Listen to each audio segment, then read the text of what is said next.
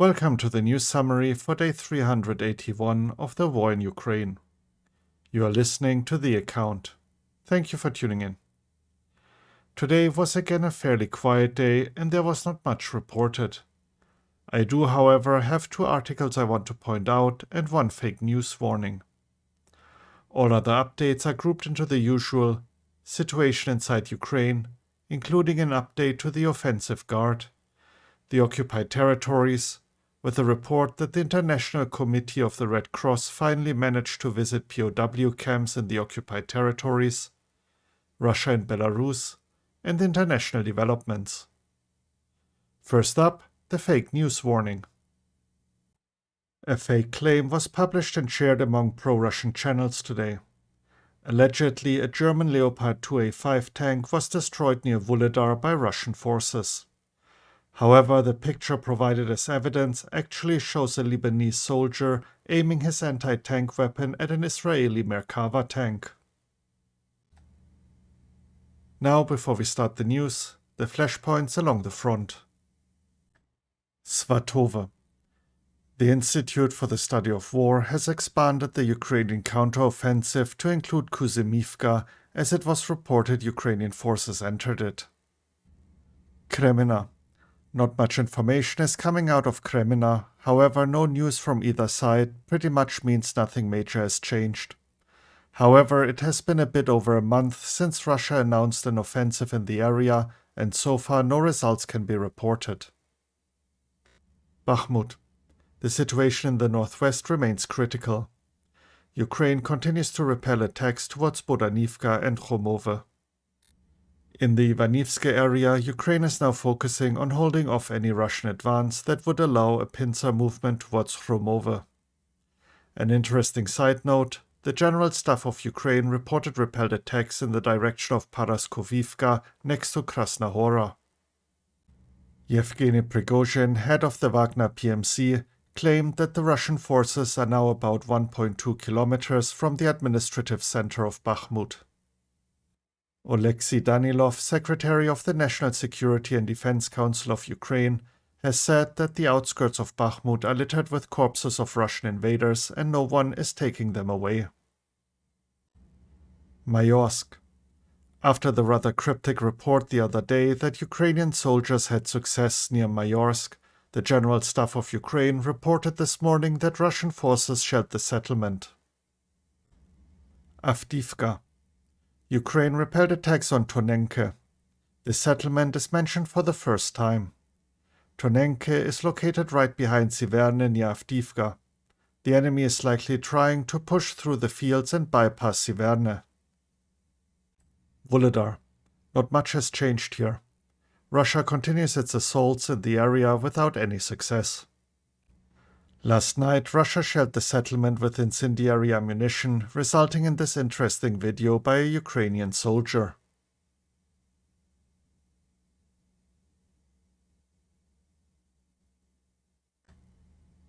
And now for the first article I want to highlight, titled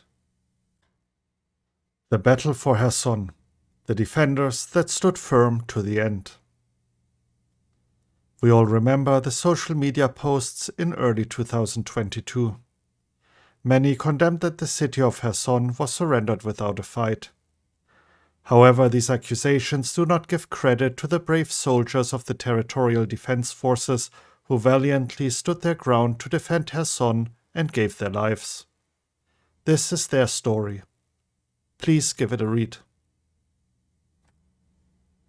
Moving on to the second article I wanted to point out, titled Who was Vinci, legendary young commander killed near Bakhmut?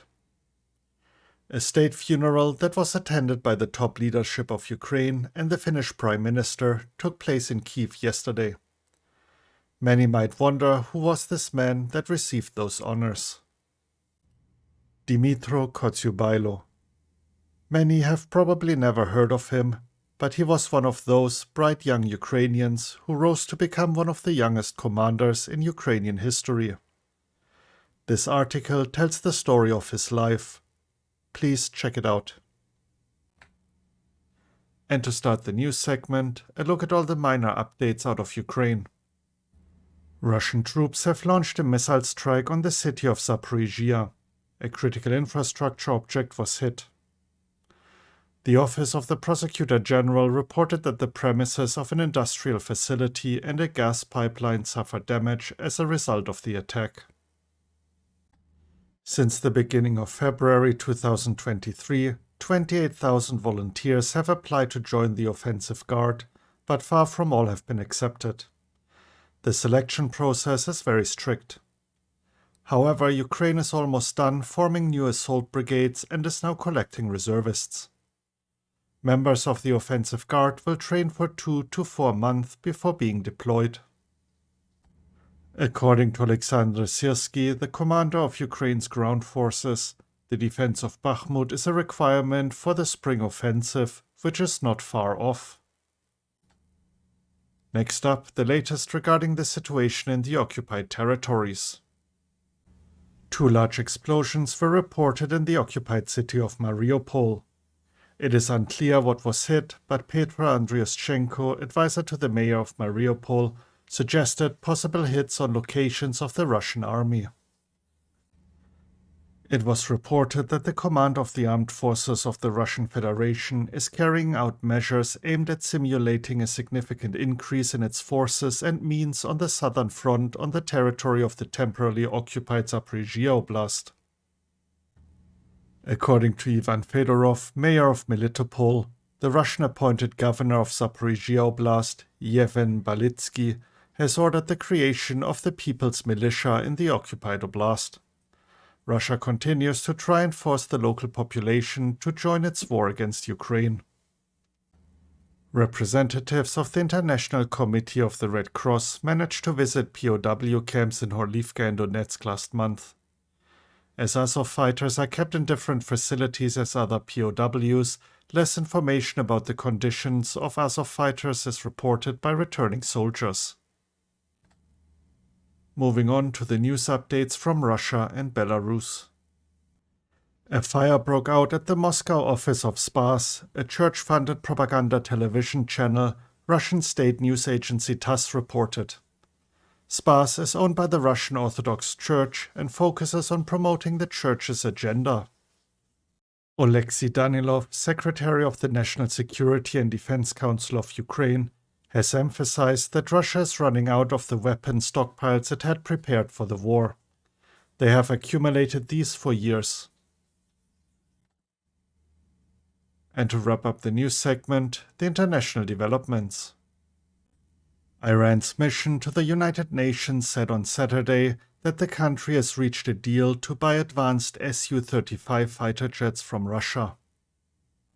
The first batch of Leopard 1 tanks as part of a Danish-German-Dutch cooperation project will be delivered to Ukraine this spring, according to a statement posted on the website of the Danish Defense Ministry. And now for the intelligence report segment, starting with the UK Ministry of Defence. Over the last 4 days, Wagner Group forces have taken control of most of eastern part of the Donbas town of Bakhmut. In the town center, the Bakhmutka River now marks the front line. Ukrainian forces hold the west of the town and have demolished key bridges over the river, which runs through north-south through a strip of open ground 200 to 800 meters wide between built-up areas. With Ukrainian units able to fire from fortified buildings to the west, this area has become a killing zone, likely making it highly challenging for Wagner forces attempting to continue their frontal assault westwards. However, the Ukrainian force and their supply lines to the west remain vulnerable to the continued Russian attempts to outflank the defenders from the north and south. A look at the latest assessment by the Institute for the Study of War. Russia continues to prepare defensive lines in areas far from current front lines and even in territories of the Russian Federation, which will likely never see any combat. Belgorod Oblast Governor Vyacheslav Gladkov demanded that Russian forces should dedicate troops to the defense of the newly finished fortification networks in Belgorod Oblast in case of a Ukrainian attack. This would significantly misallocate forces that are needed to support offensive operations in Ukraine, the Institute wrote.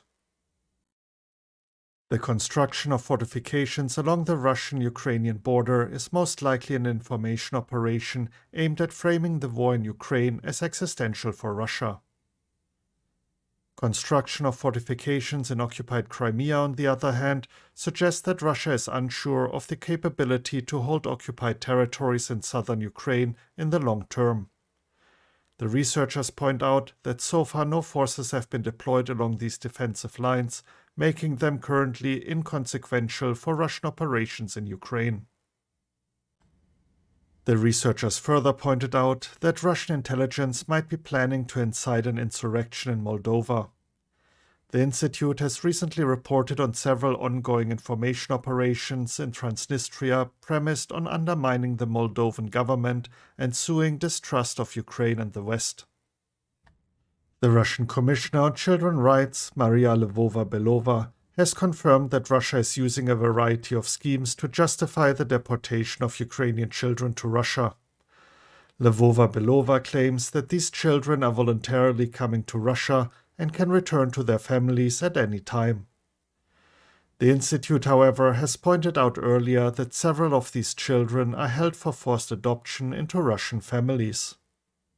Lvova-Belova's claim that a certain number of Ukrainian children are being returned to their families does not negate the reality that the vast majority of abducted children do not return to Ukraine. The researchers therefore continue to assess that the forced deportation and adoption of Ukrainian children is an apparent violation of the Geneva Convention on the Prevention and Punishment of Genocide, as well as a component of a wider ethnic cleaning campaign. And to wrap up the report, the evening update by the General Staff of Ukraine. The criminal Russian government does not give up its intentions to occupy the territory of Ukraine by using both its own armed forces and the PMCs, as well as the armed formations of the quasi-republics, continuing to conduct a full-scale armed aggression against Ukraine. During the current day, the enemy launched 12 airstrikes and 2 missile strikes on the city of Zaporizhzhia. The S-300 air defense system struck a civilian infrastructure object.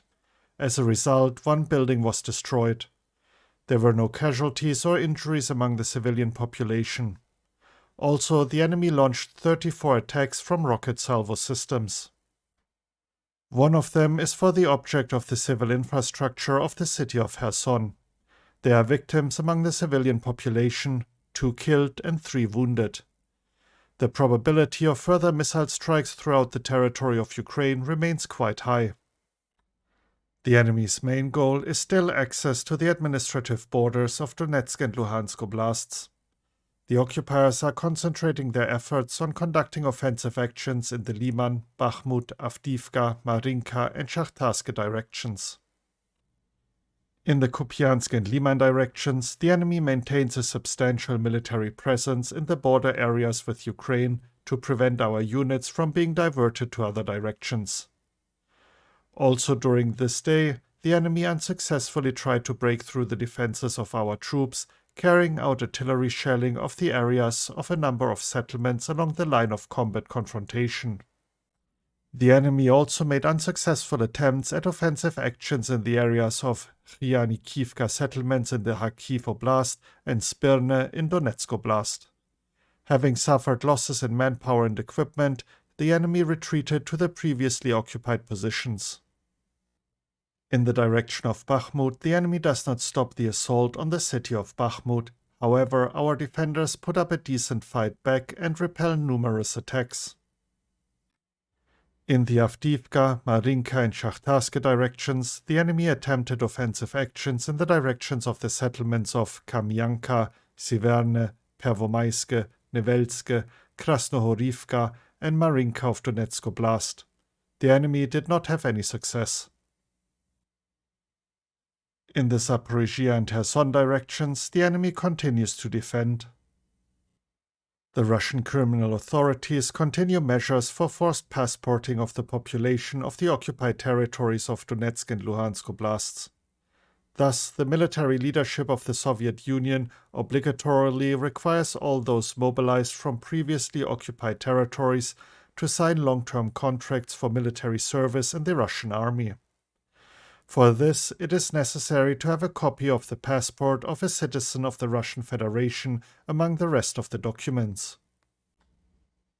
In this way, the occupiers are trying to force people to give up the so-called LDPR passport in favor of Russian citizenship. Otherwise, servicemen and members of their families are threatened with a denial of all established payments and social protection provided for servicemen of the Soviet Union. And that concludes today's report. If you're interested in any of the articles I mentioned, you can find links to them in the description as usual. If you enjoyed the report and found it informative, please consider sharing it with others and giving me a like. I hope you will join me again tomorrow. Thank you for tuning in and have a great day. You were listening to The Account. Slava Ukraini.